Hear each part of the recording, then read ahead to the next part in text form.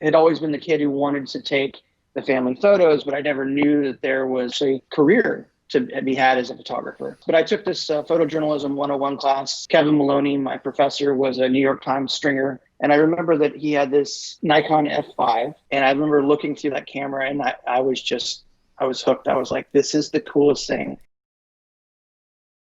There we go. The Black River. But this was a shot that you just chanced upon, right? Off the back of a shoot with Steve Fisher. I was there to photograph Steve Fisher going off what they said were going to be waterfalls in northern Wisconsin. And we get there, and these waterfalls, they're like 10 feet, 12 feet. The water is brown. It's like the worst possible scenario. As we're coming back from this totally lackluster shoot, like I was just ready to get reamed because I didn't come back with the goods, even though there was no goods to be had. Yeah. I'm walking across this bridge and I look down as I'm crossing this bridge to go back to hike to the parking lot. And there's this pattern, that pattern you see that you showed there, of soap bubbles. Now this is the Black River. And I'm like, oh, that's why they call this the Black River. The sun was just starting to set, so it was very low.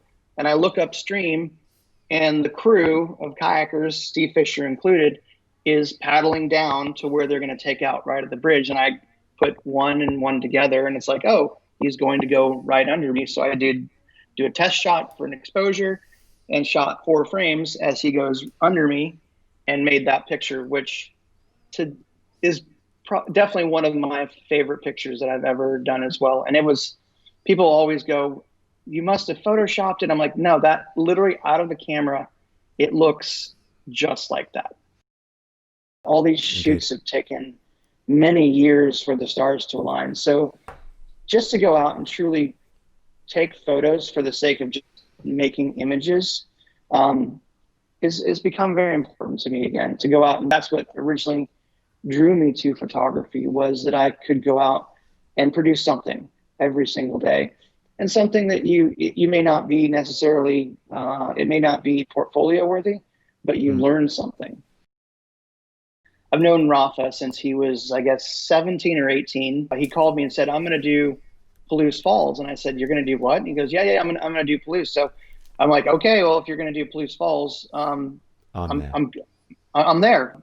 We get there and I was just like, Rafa, I'm like, you're crazy, dude. Like I have kind of a fear of heights, kind of ironic being an adventure photographer, but I looked off the lip of that thing and I was like, no, this is never going to happen. This is death.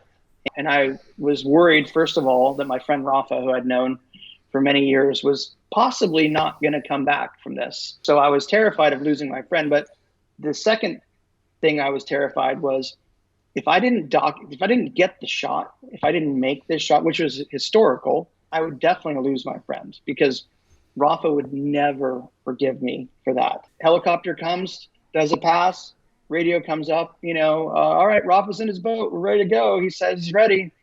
And he takes like 3 paddle strokes and I see him for literally like 3 frames and then he's engulfed in water.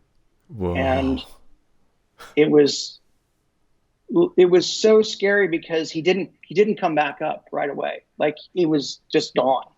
It seemed like forever. And then all of a sudden his boat pops up and he pops up next to it.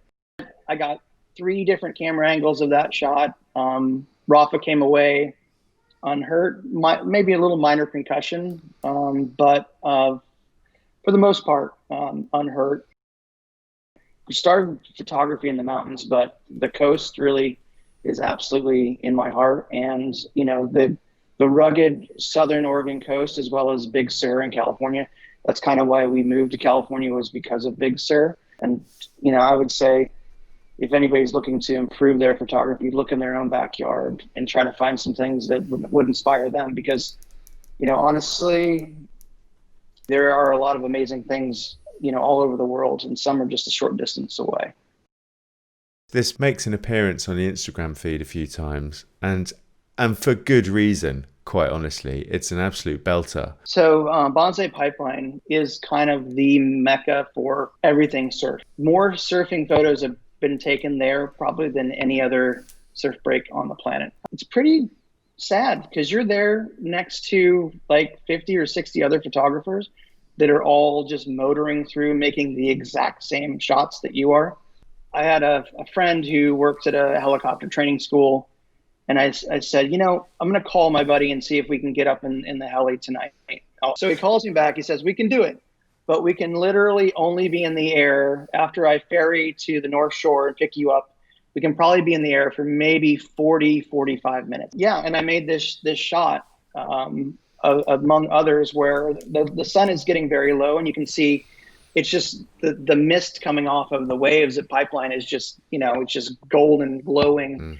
And I'd never seen a picture. I mean, obviously there's lots of aerial shots of Pipeline and Jaws and other, but like I'd never seen one at the perfect time.